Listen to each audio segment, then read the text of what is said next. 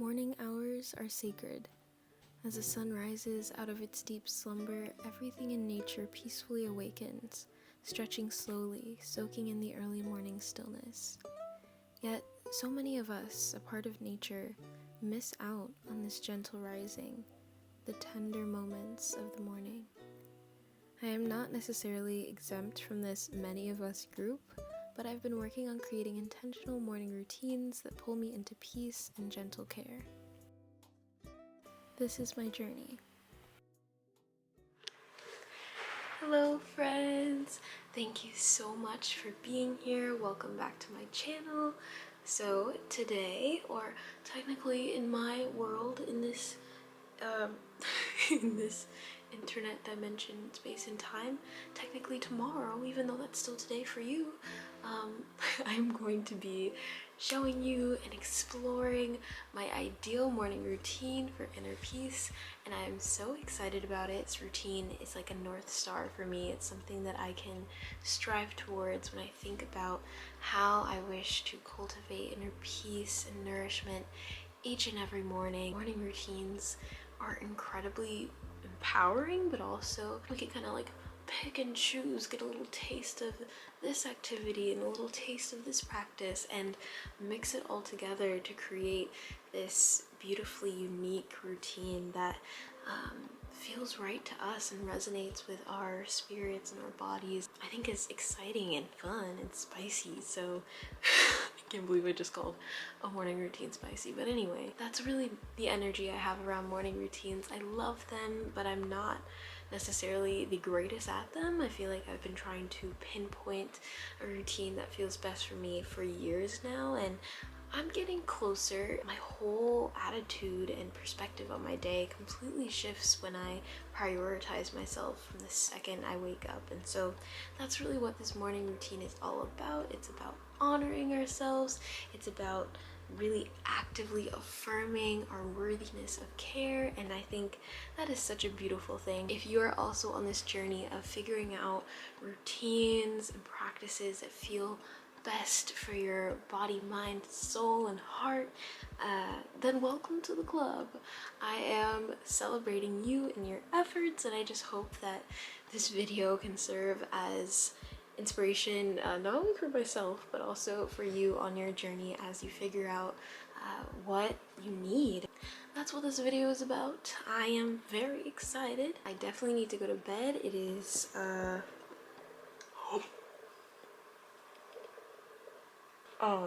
let's pretend we didn't see that.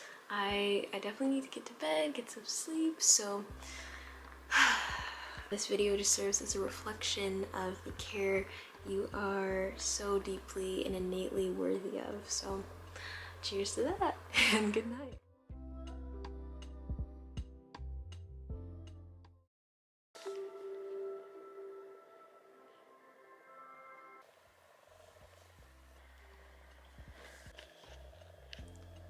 To be honest, I'm very tired right now, but let's do this routine. Just gonna start by making my bed, opening my windows, and talking to my plants.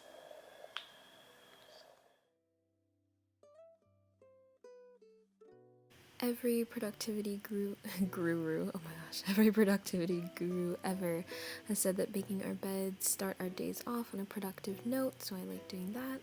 Then I like opening my windows so I can witness the light changing as it moves through my room as the morning continues on. Today I have a beautiful snowy view. For a few months now, I've been talking to my plants in the morning right when I get up, and it is just one of the most wholesome things ever. It's a great way to really tangibly step into gratitude in the morning. I love just sending my plants my love, my appreciation, saying hi to them, saying hi to any new growth, just showering my plants with love, and I feel their energy come back to me, and it's just a nice way to engage with nature, like the second you wake up. Beautiful. Thank you so much. Hey there, cutie. After chatting with my plants, I jump into teeth and skincare. I feel like my journey with just skin in general has been quite the ride into coming to love my skin and also take care of it no matter how it looks. And so this routine is just really one I try to infuse with joy and with love in each, gentle pat of rose toner, and as I just feel my skin and allow it to soak in all of the product, but also all the love and time that I'm putting into it. My skin is pretty sensitive, so I keep the routine minimal and I use vegan and non-toxic products and do a little facial rolling and just love on myself, have fun with the process. After skincare, I really get into my peaceful zone. So I sit on my Zafu, which is a meditation pillow, light my candles that I made myself, and then just breathe in my intentions for my session in the morning. I start to speak some affirmations into my water as well, and this is just a really great thing that I've been doing lately, like speaking the things I wish to absorb through my water into it. And honestly, this water hits way different when you drink it. It just feels like it's been purified in some way. Highly recommend speaking into your water, telling it that you love it, thanking it, and just knowing you're absorbing all that good energy and you're hydrating your body as you wake up. The next thing I like to do after talking to my water is go into a meditation. So lately I've been doing just pure sound meditations, and that's been really healing for me, just creating space to simply witness my thoughts and feel into my heart space. My journey with meditation has been kind of all over the place, but I like that I just commit to whatever amount of time meditating that feels right to me. So that might be 5 minutes or 10 minutes, but I create space for whatever I need. Next up in my routine is gratitude journaling, and this is just such a great way for me to really be grounded in the present moment and look at my life and the abundance of things I can be grateful for, big or small. There's just so much to explore here, so I love doing that. And then I do journaling. So this is really where I explore any thoughts or feelings I'm having. I've been doing journaling for the past year now, a little bit over a year, and it has completely changed my relationship with myself. It's deepened it, but it's also helped me strengthen my mental health and really feel as though I have a safe space within. Journaling a little bit about my intention for healing or my intention for self-care, and this is actually a question or a prompt that came out of a Zoom I went to last night with Jalessa Cypress. She's an incredible astrologer and writer, and one thing I thought that she said was so interesting was about healing and the fact that there truly is no such thing as healing, because our essential being is already whole, and so there is technically nothing to heal, more so emotions to release attachments from, or stories from the past to release attachments from. And so I thought that was really fascinating, and it made me think about my own intention for healing. Like, is it because I'm trying to become quote unquote perfect or never experience, any so-called negative emotions or, interactions with myself or others? And I don't actually think that is my true intention. I think it's actually just to be able to feel more connected to my wholeness versus the personality. And that's what I wrote here.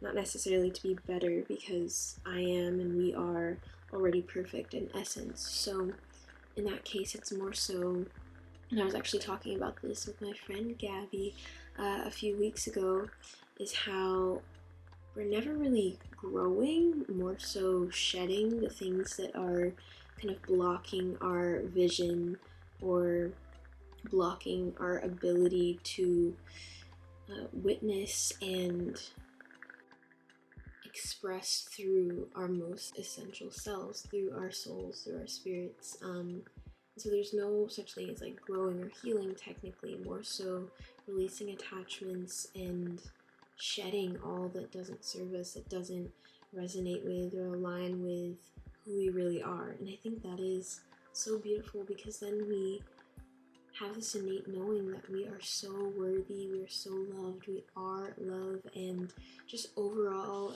this month, obviously it being February, I'm thinking a lot about just embodying love and really tapping into powerful discernment, understanding what truly resonates with me, and making my own decisions that are informed not only like from my mental perceptions or opinions, but from like a gut and intuition space as well. I think that we don't really create a lot of space in our lives that often to listen to what our guts are telling us, and sometimes it may not make any sense in mind, but there have been so many instances in my own life where I had a gut feeling and I didn't listen to it, and I talked myself out of listening to it because it didn't make sense, which is like, what makes sense? Like, everything is absolutely paradoxical and makes no sense at all. Like, existing in of itself makes no sense. So how can I say that something makes sense or not? Anyway, really like honoring those gut feelings, because every single time I've decided not to listen to that, I realize why I should have. These are just some thoughts swirling through my head right now, but I think these are really great to explore. So let me know what you believe your intention for healing is, or what you define healing as. I would love to know, so let me know in the comments. If you think maybe journaling isn't for you, I just recommend you try it out. I mean, at first it's a little bit awkward and you're kind of like, hello, like, what do I say? But eventually you just get to understand your own voice, and so many truths just pop out. And I love using my journal for like all sorts of different purposes, to just write out different thoughts or things that have really been piquing my interest lately, or processing emotions, talking about fears, releasing those things, highlighting, pivotal moments in my life or decisions I make that really make me feel empowered. I use it for monthly reflection prompts and new moon and full moon prompts and journaling. I don't know, journals are just like a fun little universe where it's all about you, like you are the center of the universe, and it's for the greatest purpose ever, which is just to dive deep into the depths of you. So if you don't journal yet, highly recommend it. And if you journal, you have like any tips or practices that you love, any ways you utilize your journal that bring you joy, please let me know. I love just filling these pages with all of the creation and creativity that wants to manifest itself through me. So that is my little story with journaling. It's one of my favorite parts of my mornings for sure.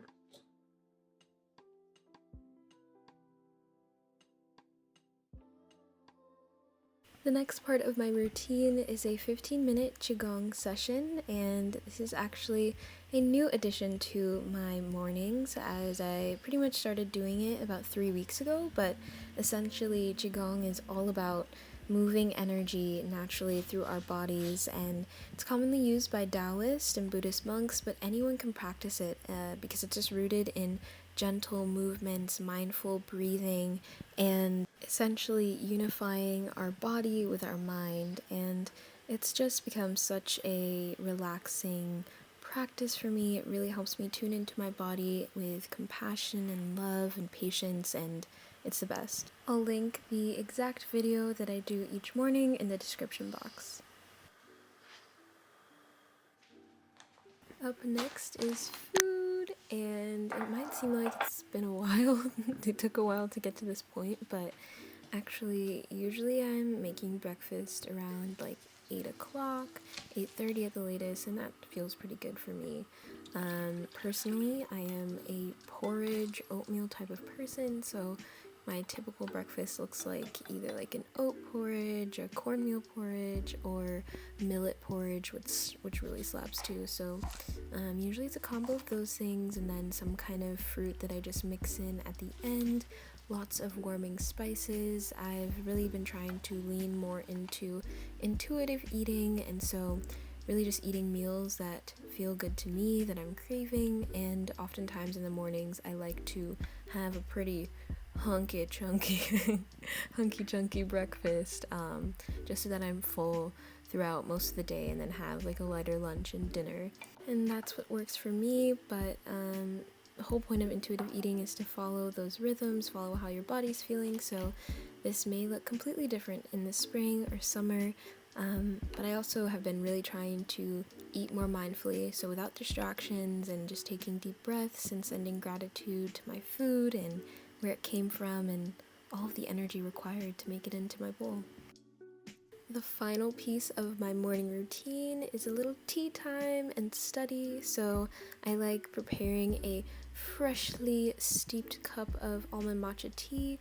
It is so divine, this tea from Magic Hour. It's just got such gentle and mellow notes of almond and vanilla, and then of course matcha. So this is just a great way to kind of continue the energy that I've built up throughout the morning and ensure that I have some lasting energy throughout the day.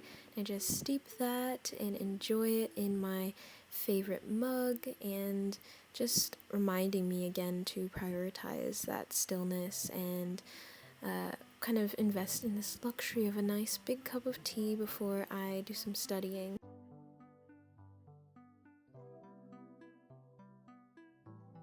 Right now I'm reading Opening to Spirit. I've actually been trying to finish it for months now, but it's a really beautiful book on African spirituality practices and the chakras, aligning them, understanding what blocks them, and just how to be really intentional with your spiritual practices. So, great book, highly recommend. And then the second part of my study time is Italian class. So I have been taking Italian lessons online for the past month now, just because I really love Italian culture. I want to live in Italy one day, and so I thought, why not during quarantine start working on my Italian skills? Currently in the program, all I have to do is spend 30 minutes a day doing these lessons and just listening to and repeating Italian phrases. So super simple process, and I've really been enjoying it so far. Vuole fare adesso? Che cosa vuole fare adesso? Vado a comprare delle caramelle. Molto bene. Vado a comprare qualcosa. Molto bene. Vado a comprare qualcosa. Capisco l'italiano. Sì. Parlo troppo Capisco velocemente. l'italiano. Tell him he does. Hey, we did it. We did it. Hey. Oh. Yep, that's right. Capisco l'italiano e parlo un po' l'italiano.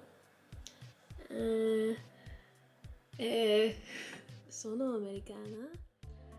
And that's a wrap on my ideal morning routine for inner peace. Clearly, I forgot to film an outro, so here it is. And I just hope that this video served as inspiration for your very own morning routine that can be super nourishing, fulfilling, and grounding. And just as a reminder, as we're on this journey, just continue to be patient and gentle with yourself. You know, this isn't a competition.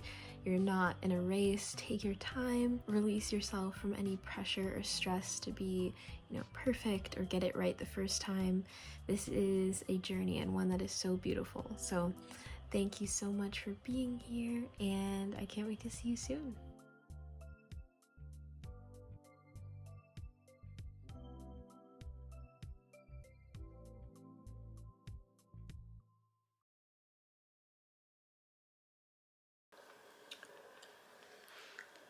Let me take this thumbnail.